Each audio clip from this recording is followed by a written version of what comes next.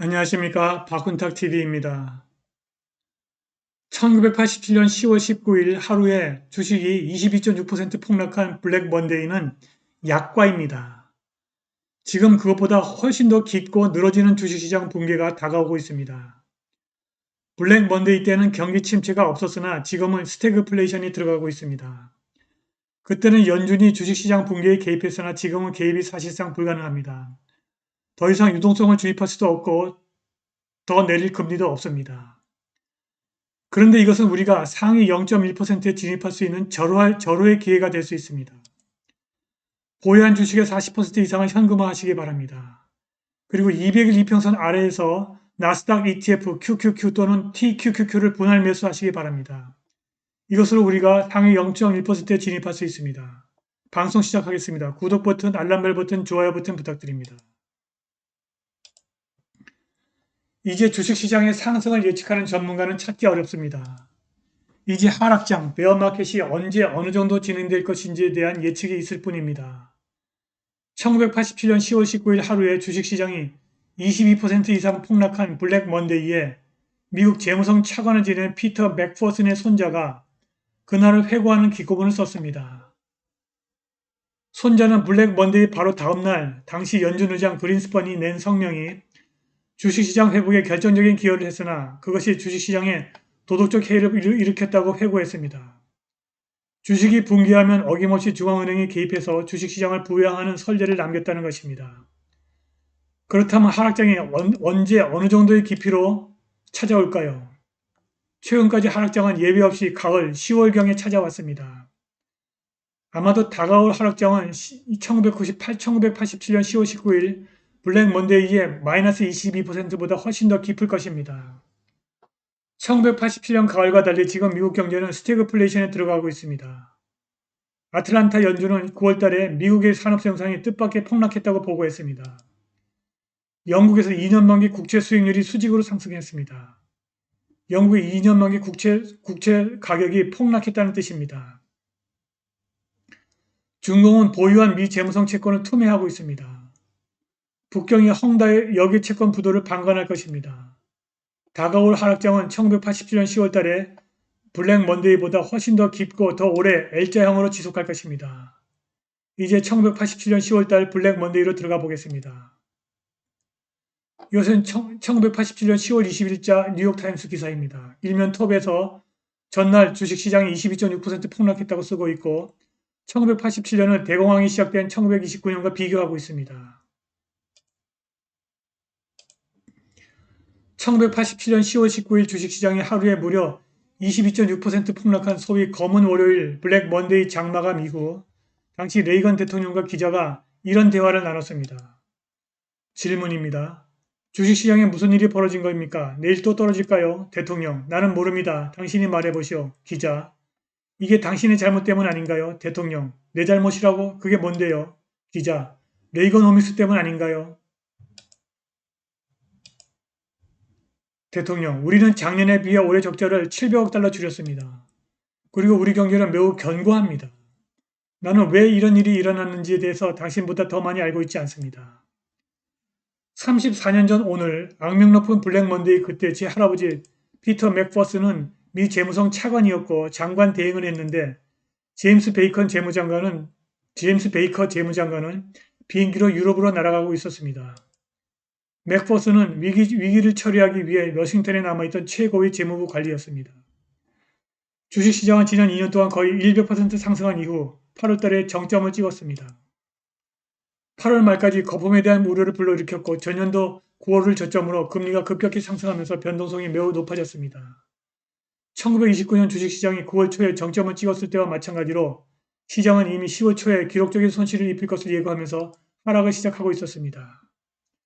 세계 시장이 폭락하기 시작하자 할아버지는 미 재무부 내무부 차관 및 미 국무부 참모장과 함께 정부의 적절한 대응을 논의했습니다. 다우존스는 결국 하루 만에 12.8% 하락한 1929년에 역사적인 폭락이 거의 2배인 508%, 22.61%로 마감했습니다. 내 할아버지에 따르면 상황은 그 팀이 시장을 진정시킬 계획을 세우도록 요구했습니다. 경제는 잘 돌아가고 있었고 경기 침체 징후는 전혀 없었습니다.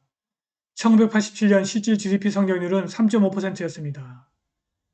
미국 무역 적자, 금리 인상, 플라자 합의 기간 동안의 미 달러화 추세에 대한 불안이 폭락을 촉발한 근본적인 원인으로 자주 인용되지만 아무도 확실한 것을 모릅니다.